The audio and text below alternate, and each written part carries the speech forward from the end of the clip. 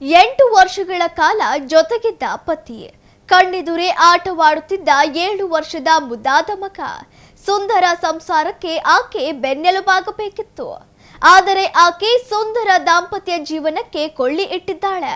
ಆಸ್ಪತ್ರೆಗೆ ಹೋಗುತ್ತೇನೆ ಎಂದು ಹೇಳಿ ನಾಪತ್ತೆಯಾದವಳು ಕಾಣಿಸಿಕೊಂಡಿದ್ದು ಪರಪುರುಷನ ಜೊತೆ. ಗಂಡ ಮಗನನ್ನು ಬಿಟ್ಟು ಪ್ರಿಯಕರನ ಜೊತೆ ಪರಾರಿಯಾದ ಕಿಲಾಡಿ ಲೇಡಿಯ ಕಹಾನಿ ಇಲ್ಲಿದೆ ನೋಡಿ.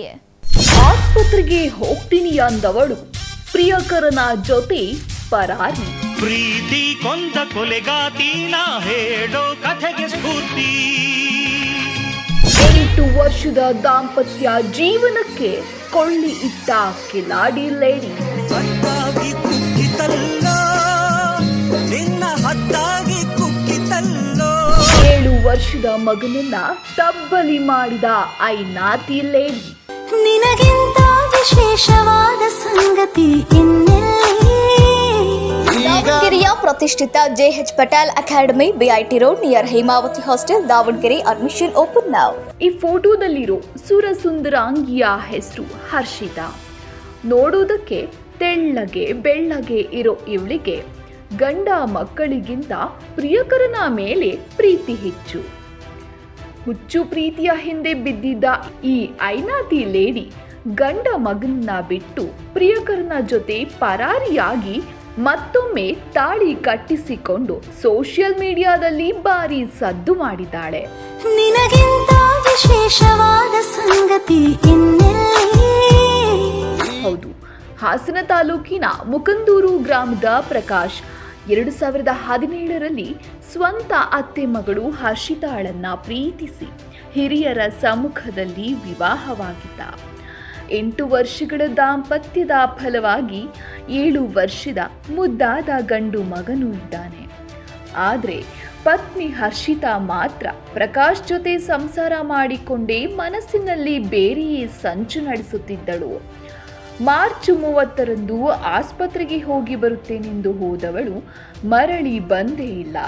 ಇದರಿಂದ ಕಂಗಾಲಾದ ಪಾಲಕರು ಹಾಗೂ ಪತಿ ಪ್ರಕಾಶ್ ಪೊಲೀಸ್ ಠಾಣೆ ಮೆಟ್ಟಿಲೇರಿ ನಾಪತ್ತೆಯ ದೂರು ದಾಖಲಿಸಿದ್ದರು. ಕಾರ್ ಹತ್ರನೂ ಬಿಟ್ಟು 5 ನಿಮಿಷ ನಾವು ಹೊರಗಡೆ ಸುಮ್ಮನೆ ನಿಂತಿದ್ವಿ ಸರ್. ಅವಾಗಲೂ ಹೋಗ್ಲಿಲ್ಲ. ನಿನ್ನ ಹತ್ರ ಚಾರ್ಜ್ ಇಲ್ಲ ಅಂದ್ರೂ 100 ರೂಪಾಯಿ ತಗ ಆಟೋ ಕೊಟ್ಟು ಕಳಿಸ್ತೀನಿ ಅಂತಲೂ ಹೇಳಿದೆ ಸರ್. ಅವಾಗಲೂ ಹೋಗ್ಲಿಲ್ಲ ಅವಳು. ಆವಾಗ ಹೋಗ್ದಿದ್ದೋಳು ಇಲ್ಲಿ ಬಂದು ನಾವು ಈ ಥರ ಕೋರ್ಟು ಅವಳು ಹಕ್ಕುಪತ್ರ ಖುಲಾಸೆ ಎಲ್ಲ ಮಾಡ್ಕೊಬಿಡೋಣ, ನಾಳೆ ದಿನ ಮಗುಗೆ ತೊಂದರೆ ಆಗುತ್ತೆ, ಇವನು ಈ ಥರ ಟಾರ್ಚರ್ ಕೊಟ್ಟಿದ್ದಾನೆ, ಮಗನ ಕೊಲೆ ಮಾಡ್ತೀನಿ, ಗಂಡನ ಕೊಲೆ ಮಾಡ್ತೀನಿ ಅಂತ ಹೇಳಿದ್ದಾನೆ.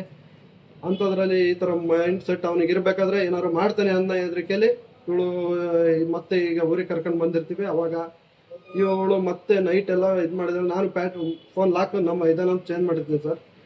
ಲಾಕ್ ಚೇಂಜ್ ಮಾಡಿದ್ರು ನಮ್ಮ ಪಾಪದ ಜೊತೆಲಿ ಅವಳು ಇದೇನಾದ್ರು ಇದು ಮಾಡ್ಕೊಂಡಳು, ಸೂಸೈಡ್ ಮಾಡ್ಕೊಬಿಟ್ಟಳು ಅಂತ ನಾನು ಎದುರಿಕೊಂಡು ಪಕ್ಕದಲ್ಲೇ ಮಲಸ್ಕೊಂಡು ನೋಡ್ಕೊಂತ ಇರ್ತೀನಿ. ನಾನು ಒಂದಿನ ಊಟ ಮಾಡಲ್ಲ ಸರ್, ಜೊತೆಲೇ ಇರ್ತಾಳೆ. ಆದರೆ ಮಗನೂ ಮನಗಿರ್ತಾನೆ. ಫಸ್ಟು ಓದಿನಲೇ ನನ್ನ ತಪ್ಕೊಂಡು ಹತ್ಬಿಡ್ಲು ಸರ್, ಹಿಂಗಾಯ್ತು ಅಂತ ಕ್ಷಮಿಸ್ಬಿಡಿ ಅಂತ. ಮನೆಗೆ ಹೋದ್ಮೇಲೆ ಏನಂತ ತಪ್ಕೊಂಡು ಹತ್ಲು, ನಮ್ಮ ಪಾಪನ ಹಿಡ್ಕೊಂಡು ಹತ್ಲು. ಅವಾಗಲೂ ಮನಸ್ಸು ಕರಗಿದೆ, ಏನೋ ಮೈಂಡು ಇದಾಗಿದೆ ಅಂತ ನಾವು ಸುಮ್ಮನಿದ್ದು. ಹರ್ಷಿತಾ ನಾಪತ್ತೆಯಾಗಿರೋ ಬಗ್ಗೆ ದೂರು ದಾಖಲಿಸಿಕೊಂಡಿದ್ದ ಹಾಸನ ಗ್ರಾಮಾಂತರ ಠಾಣಾ ಪೊಲೀಸರು ಹರಸಾಹಸ ಪಟ್ಟು ಆಕೆ ಎಲ್ಲಿದ್ದಾಳೆ ಅಂತ ಪತ್ತೆ ಹಚ್ಚಿ ಠಾಣೆಗೆ ಕರೆದುಕೊಂಡು ಬರುತ್ತಾರೆ. ಆಗಲೇ ಆಕೆಯ ಅಸಲಿ ನಾಟಕ ಶುರುವಾಗೋದು, ಬಣ್ಣ ಬಯಲಾಗೋದು. ಪೊಲೀಸ್ ಠಾಣೆಗೆ ಬಂದ ಹರ್ಷಿತಾ ತನ್ನ ವರಸೆಯನ್ನೇ ಬದಲಾಯಿಸ್ತಾಳೆ.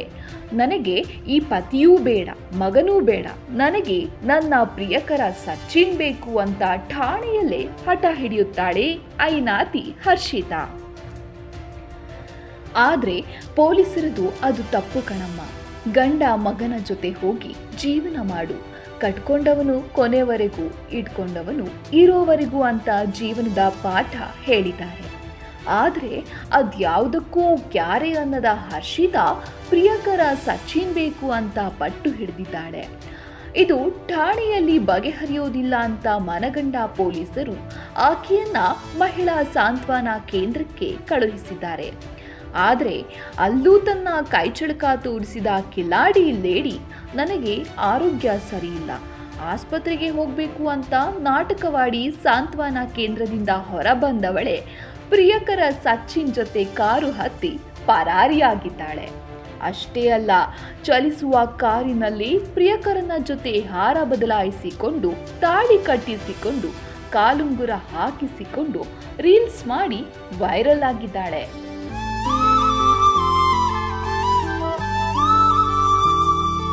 ಆಯ್ತು ನಿದ್ದೆ, ಇನ್ನೇನು ಇಷ್ಟೆಲ್ಲ ಇದು ಮಾಡಿದಳು, ಅವತ್ತೇ ಹೋಗ್ಬೇಕಾಯ್ತು, ಬಿಟ್ಟು ಕಳ್ಸೋಳು ಅವತ್ತೇ ಹೋಗ್ತಿದ್ಲು, ಅದ್ಯಾಕೆ ಅಂದ್ಬಿಟ್ಟು ನಾನು ಈ ರೀತಿ ಯೋಚನೆ ಮಾಡ್ಕೊಂಡು ಸುಮ್ಮನೆ ಇರ್ತೀನಿ ಸರ್. ಬೆಳಗ್ಗೆ ಎದ್ದು 5 ಗಂಟೆ ಜಾವಕ್ಕೆ ನೋಡ್ತೀನಿ, ಇರೋಲ್ಲ ಸರ್. ನಾನು ಹೊಳೆ ಹತ್ರ ಹೋಗಿ ಎಲ್ಲರಿಗೂ ಫ್ರೆಂಡ್ಸಿಗೆ ಫೋನ್ ಮಾಡಿ ಎಲ್ಲ ಹತ್ರಲ್ಲೂ ನೋಡ್ತಿರ್ತೀನಿ ಸರ್. ಅವಾಗ ಅಲ್ಲಿ ನೋಡಿದಾಗ ಅಲ್ಲಿ ಇರೋಲ್ಲ.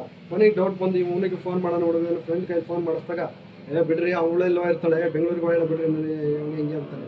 ನಿಮ್ಗೆ ಹೆಂಗೆ ಗೊತ್ತು ಅನ್ನೋದು, ಬೇರೆ ನಂಬರಿಂದ ಯಾವುದರಿಂದ ಕಾಲ್ ಬಂದಿತ್ತು ಅಂತ ಮಾತಾಡ್ತಾನೆ. ಆಮೇಲೆ ಯಾವ ನಂಬರು ಅಂತ ಹೇಳೋದು, ಆಮೇಲೆ ಕಳಿಸ್ತೀನಿ ಬಿಡಿ ಅಂತಾನೆ. ಆಮೇಲೆ ಒಂದು 1/4 ಗಂಟೆ ಆದಮೇಲೆ ಮತ್ತೆ ಇವ್ನು ಕಳಿಸ್ತಿಲ್ವಲ್ಲ ಅಂತ ಕಾಲ್ ಮಾಡ್ತೀವಿ. ಆಮೇಲೆ ಬೇರೆ ಕೈಲಿ ಏನಕ್ಕೆ ಕಾಲ್ ಮಾಡಿಸ್ಬೇಕು ಅಂದ್ಬಿಟ್ಟು ನಾನೇ ಖುದ್ದಾಗಿ ಕಾಲ್ ಮಾಡ್ತೀನಿ.